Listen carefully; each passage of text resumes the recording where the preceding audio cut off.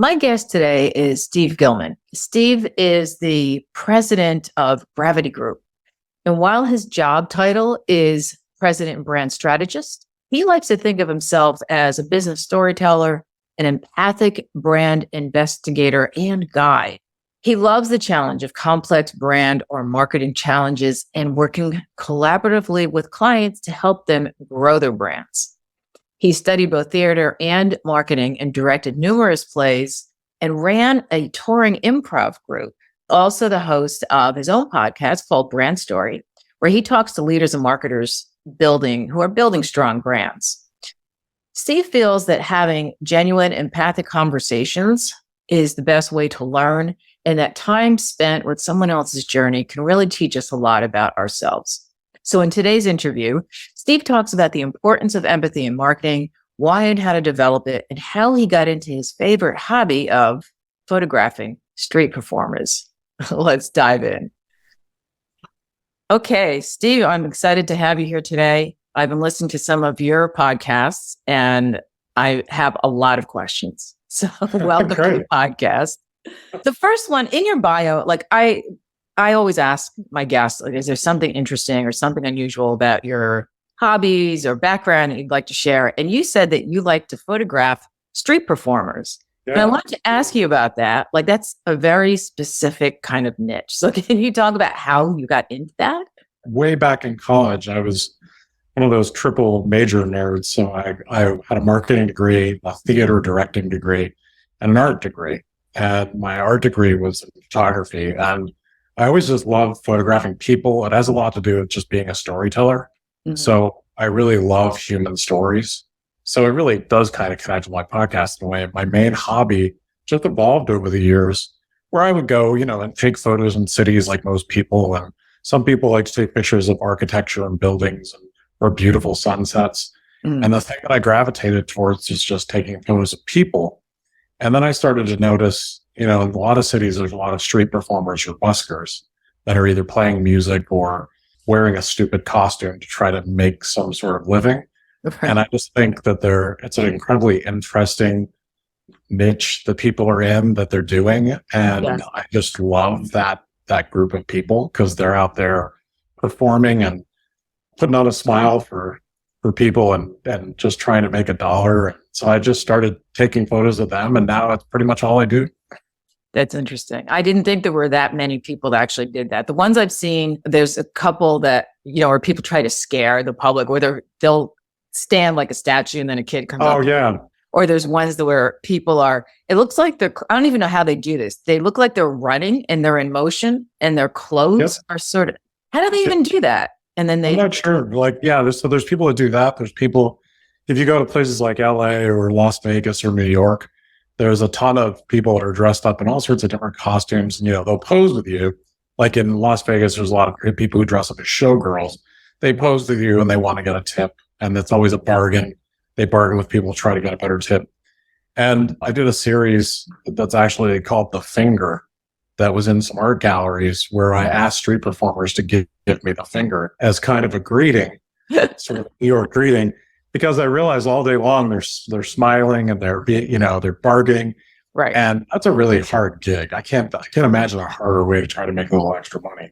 As soon as one of them did it, they were giving me the finger, but their face just broke out in this cathartic joy. And so I did this whole series of street performers giving me the finger. I'll give you my Instagram address and you can go and check them out. But yeah, that's one of my main hobbies.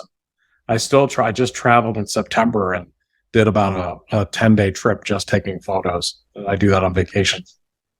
And you said that it's part of your storytelling background. So let's lead into that. So you are a business storyteller. So what does it actually mean to be a storyteller? Because it used to be that a storyteller would be, you talk to little kids and you tell a story at once upon a time. So how do you see storytelling now? Yeah, I think storytelling is one of the most powerful ways to differentiate a company from in their segment from their competitors.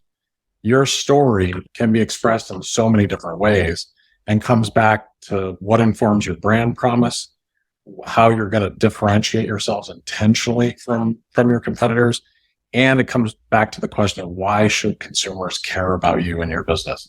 So whether it's B2B or B2C, knowing how to tell stories well and using emotion is the difference between getting your point across and being remembered and not.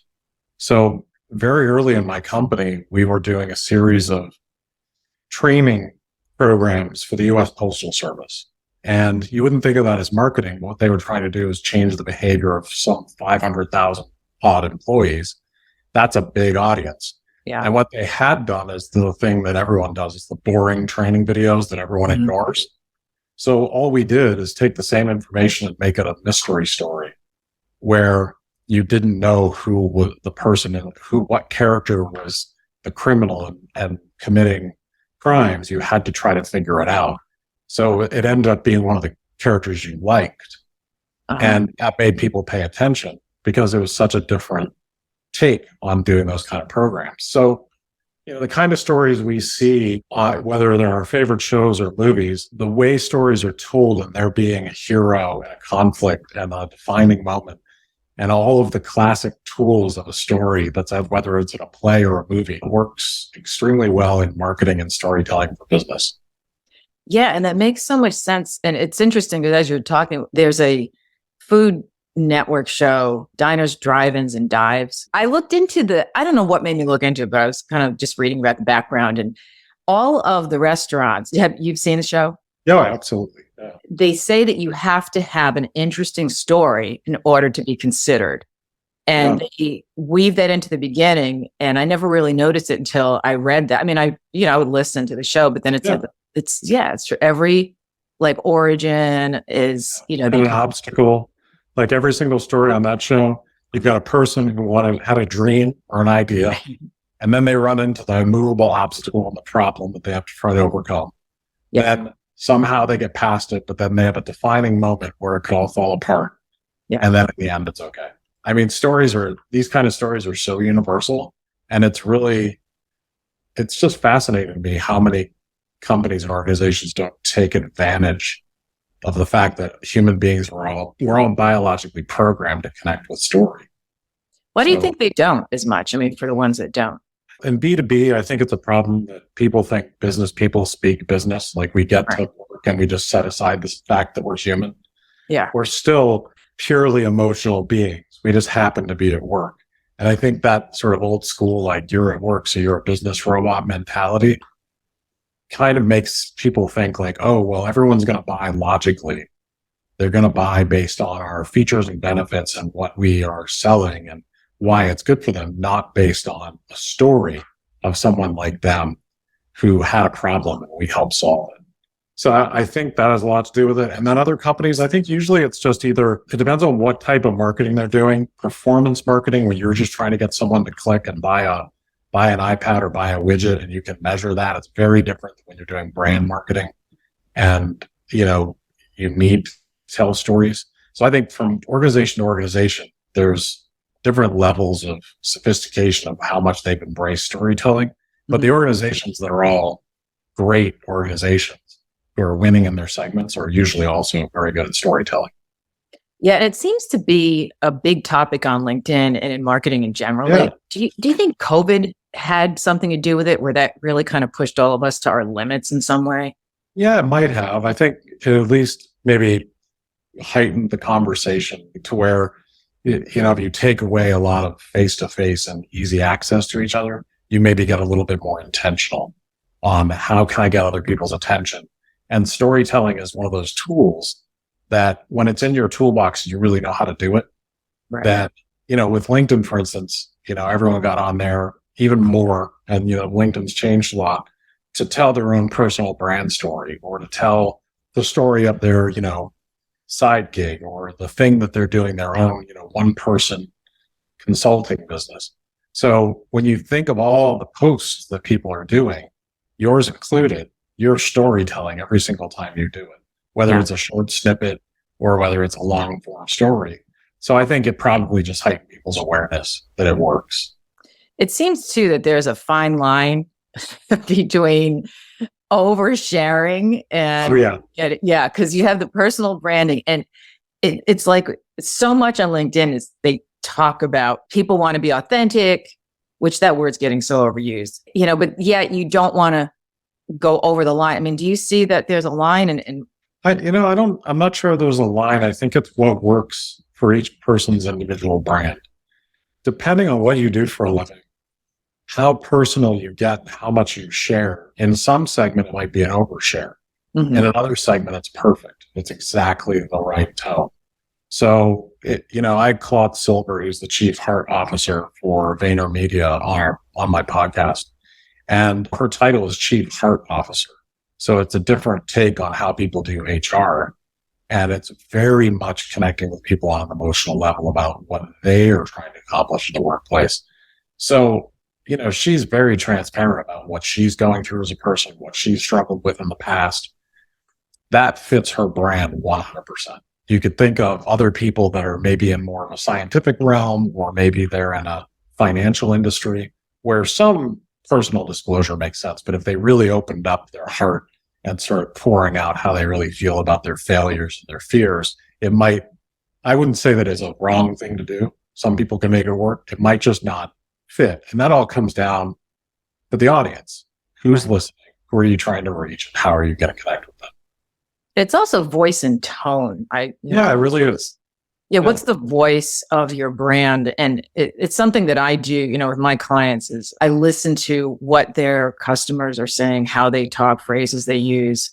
And there is an underlying vibe as well that you kind of have to be empathic, which is the next thing I'm going to ask you about. And is that something you can develop, and how do you define empathy? Yeah, I think that's a great question. And a great copywriter is usually a very empathic person. I think you can develop empathy. Certainly some people are maybe more naturally suited to be, very empathic in the way that they not only understand others, but are able to truly imagine themselves in someone else's shoes. Mm-hmm. But I think it's a skill you can develop. At least I certainly hope it is, because we need a whole lot more of it right in the world and in business. I think empathy and being empathetic is one of the ways that companies, and certainly any of the people who are in the quote unquote creative industry, where you're marketing or copywriting, you have to be able to truly set aside your biases and your point of view and look at what you're doing from not only the client's point of view, but their customers and their audience's point of view. So I think empathy is such a huge tool. As someone who's directed a lot of theater, you can't really, if you directed the play for yourself, it's not going to be very good. You have to really be thinking about how the audience is going to react to every moment, every beat, and how it's going to affect them. And that's all empathy. So yeah, I think it's an incredibly important skill. I'm not a psychologist, so I'm not sure how easy it is for people to learn, but I've seen people through their life journey become more empathic. And I certainly hope people can learn it. It's interesting that you say that, because I was talking to my husband the other day about this exact thing, where I said, I feel like the older I get, the more I feel for people. And it's to a point where there's certain things I just have to turn off, especially when it has to do with like animals. I'm a huge animal lover. And if there's something on TV, even if it's a show and there's an animal that passes away or something, I'm like, turn this off. And I never used to be like that. So I'm wondering if that has to do with just life experience, maybe. Yeah, I'm sure as we grow and get older, we have more experiences, and your sensitivity and your ability to feel empathy for others is going to grow just by the amount of experiences you have. And if you start out with a bias towards being empathic, I think you're going to become more and more empathic as you get older, hopefully, depending on your experiences. And is empathy and emotional intelligence the same thing? No, I don't think so. I think they're related. I think there's, a lot of factors in EQ where empathy is a big part, but also the ability to truly listen is part of being emotionally intelligent. There's a lot of other components of it, but I think empathy is certainly a foundational element of emotional intelligence. And, it's hard to meet someone that you would think of as being highly emotionally intelligent, and they're not a very empathic person. Right. They have to go hand in hand, I would think. Yeah, I had someone on my podcast that he teaches leadership, emotional intelligence to, as a leadership skill. And when he first started talking to me, he said, you've been through a lot in your life. And he went on to say things about me that I said, are you psychic? Because I have been through a lot. I've been through a lot of bad stuff. And I've come out of it very resilient and very emotional. Like I'm just very aware of people. Like it's really shaped me in that way. But he says he could pick up on it because he's emotionally intelligent. And I thought that was super interesting. Yeah, I think, people who are sensitive to others and empathic for others are usually better at doing things like podcasts. They're maybe a little bit better at asking other people questions and getting a sense of someone because, and a lot of times it is because they've been through a lot of heartache or loss or different things. Those kind of things really make you grow and make you see life from different angles. So I think that has a big effect on how emotionally intelligent we are. If nothing ever happened to you that was challenging, you don't build a lot of skill for resilience and being able to understand some of the harder things in life. Well, it's funny because I heard some meme or something where somebody was meeting God or Jesus or whoever the spiritual figure was, and they went to this place, heaven, and they didn't have any scars. And the spiritual being said, what, you had nothing worth fighting for? Like, so we all had these scars that and that's the thing, it could go one way or the other, because you always hear about these people who go on these, horrible rampages and kill people. And it's, well, you look at their childhood and they had a horrible childhood. Maybe they were abused, but not everyone who's abused becomes this murderer. So it's like, what do you do with what your experience is? Do you bounce back from it? Do you learn from it? Do you look at it? And I think that seems to be like a big key, Yeah, I think that's a very, very big part of being human. Everyone's going to get bounced around through life and have scars. And it's all about how resilient you can be, what you learn along the way. And that really shapes who you are, what your character is, and, some people, their trauma was so powerful, they can't escape it. But other people, maybe it's part luck, part nurture, part nature. I don't really know, but certainly there's a lot of people that have had a lot of trauma that have managed to come through. The thing too, is you have mentioned on your podcast that you're an introvert, because I am too. Yeah. Do you think that has something to do with, or is it related to being empathic? Do you think introverts are more empathic? I don't know. I don't know whether there's a direct correlation between that, but I certainly know that a lot of introverts that I know tend to display a lot of empathic qualities and feel very empathic.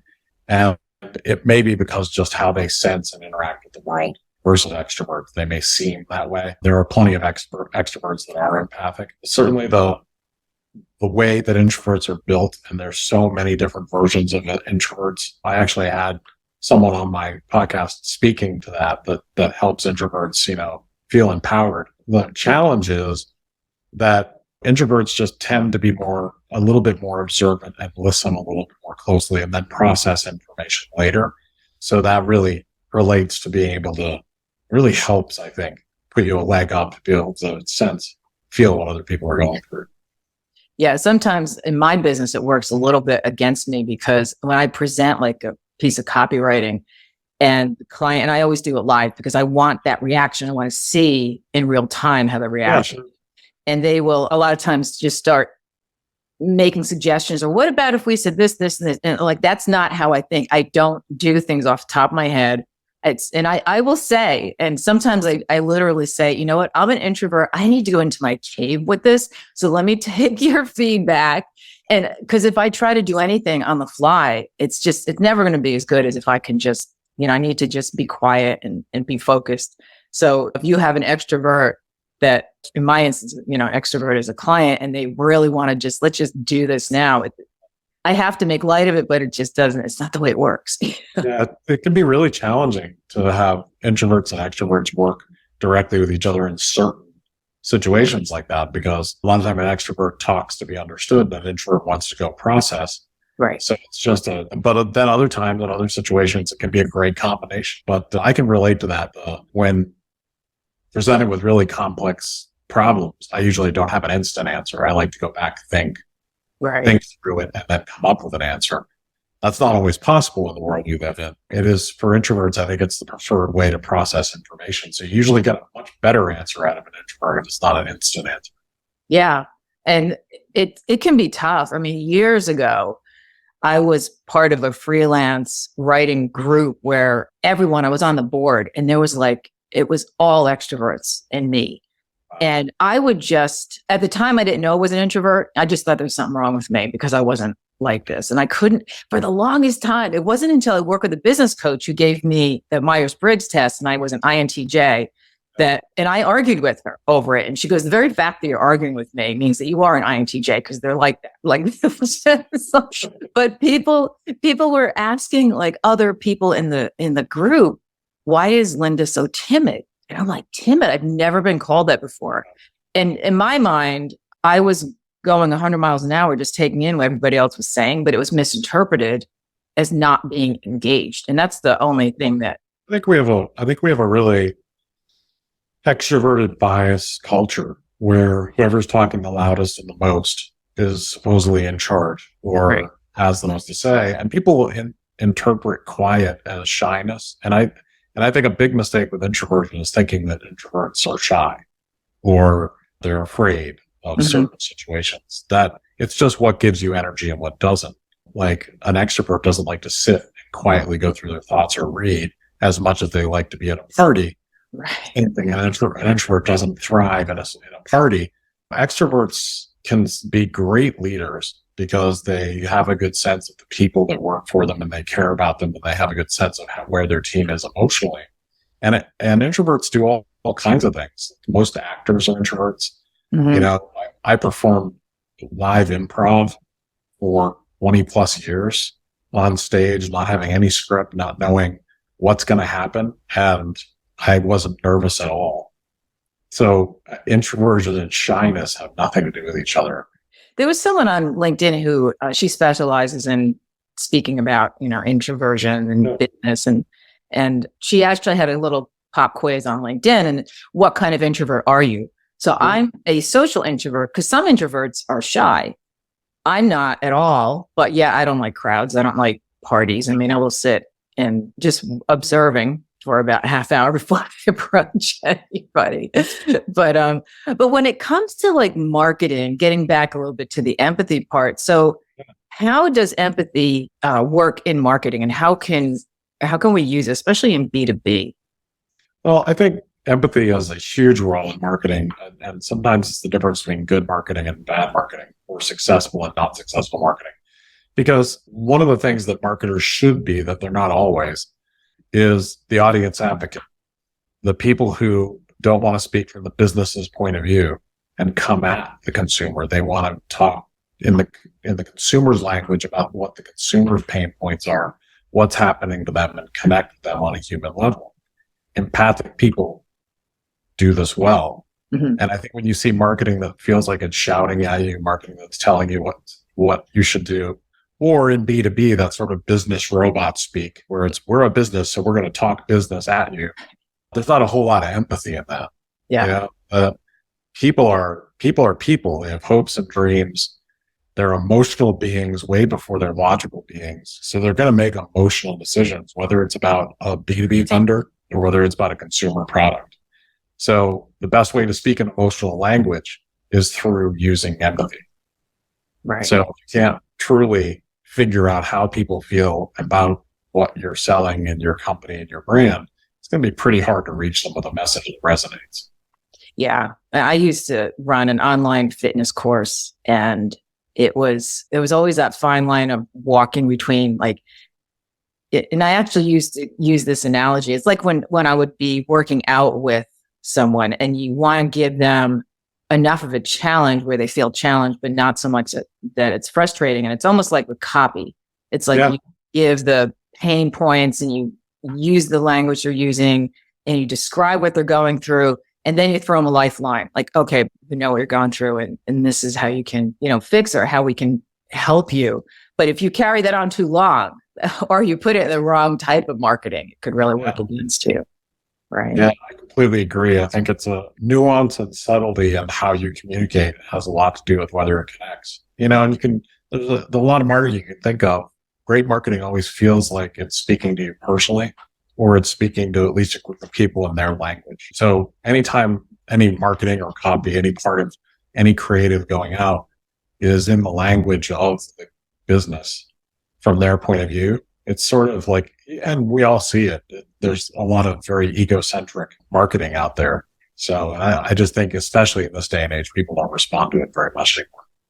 Yeah. And we get bombarded with so much of it all the time. I posted on LinkedIn the other day about how people don't like being told what to do. They don't ever. And, again, using an example, when I was a fitness trainer, I would go into people's homes. They were paying me and they would argue with me. Some of them, not all of them. But I'm like, what? You hired me to do this, and yet you're fighting with me. And I never understood that. I mean, some people weren't like that, but enough of them were where it's like, I don't get that. I don't know. But if you were to give some advice, maybe like 3 tips on how a B2B company can use empathy, do you have like a couple of bits of advice that you would? Yeah, I think put time into understanding that B2B consumers are not just sitting out there waiting to buy. If they don't know about you and don't have a sense of your brand because you haven't communicated who you are and what you care about, and all of a sudden you show up with a pitch, then you're just interrupting. There's no reason for them to have even had you on their radar. So just like people, if you don't have a chance to get to know someone, you're much less likely to buy from them. So I think that's one mistake, especially people in the B2B space make, is they do marketing when they need the business and they put out messages about themselves the moment they need the business, and marketing isn't a faucet. So I think that's one thing. The other thing is know your audience.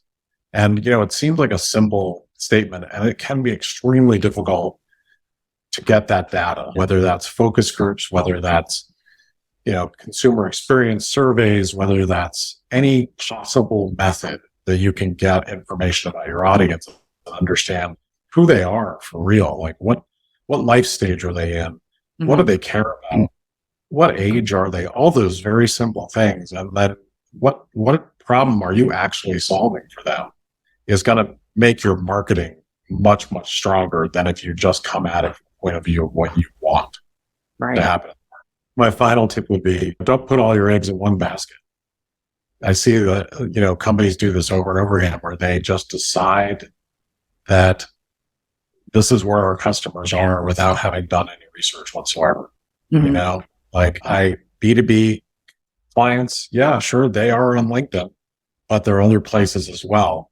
They're on other social networks. They are in other functions. And again, they are people. So reaching them in different ways is incredibly important. Yeah, those are all great tips. And especially, getting to know your audience. And we a lot of times assume too much. And yeah, we do. I think marketers can be really arrogant. Yeah. I think marketers are even taught to be a little arrogant. Like, I know what these people want. I'm going to make them go do it. That works less and less these days. Yeah. So, I think that I see a lot of B2B and even B2C companies market when they need the business and forget that someone has to be aware of you usually to get to another phase where they're going to consider you. They're not just sitting out there waiting for you to talk to them. So you have to be in the space and participate and speak their language and be a good citizen and tell stories. It's an ongoing, constant thing. I heard something on a podcast a while ago, and I just love this so much. I mentioned it a few times. It's a lot of companies inhale their own fumes. Like they don't, they don't want to listen. It's like the value prop is created in a boardroom where everyone's just trying to one up each other, and they're just, they're not really taking into account the customer. They're just trying to come up with something clever. And and that kind of comes from this like very push mentality. It doesn't work anymore. And I think it comes out of boardrooms. I think the question I've asked the most in my career, or to executives and to people that I've worked with, is why should anyone care? Mm-hmm. Like, I know you care, but why should I care? And, constantly when those messages come out of boardrooms or someone's just like, no, this is what we need to say. I've always looked at my role to be a pretty fierce audience advocate. And it's pretty easy to put myself in the position of the audience and go, look, no one cares about that. Right. It's not emotional. It's not going to make me notice. That's why there's so much forgettable marketing out there. Exactly. Yeah. Well, this has been such a great conversation. I really appreciate you taking it. Where can people find you? And what is the name of your podcast again? Yeah, the podcast is called Brand Story. And it's on Apple Podcasts. It's on Spotify. We're growing really quickly. We have a lot of great guests coming up. We're about to finish our second season and go into our third. And on it, I talk to marketing leaders and brand leaders and people who are storytellers for brands. So you can learn an awful lot. There's some really incredible guests, and it's a blast. I love it. I absolutely love it. That's awesome. And you're on LinkedIn as well, of course. Yep. Absolutely. So you can find me on LinkedIn. And if you find me, you can find the podcast or find my company. That's awesome. Well, thank you again, Steve. I really appreciate you taking the time. Thank you. It was really great talking with you, Linda. I hope you have a great day. You too.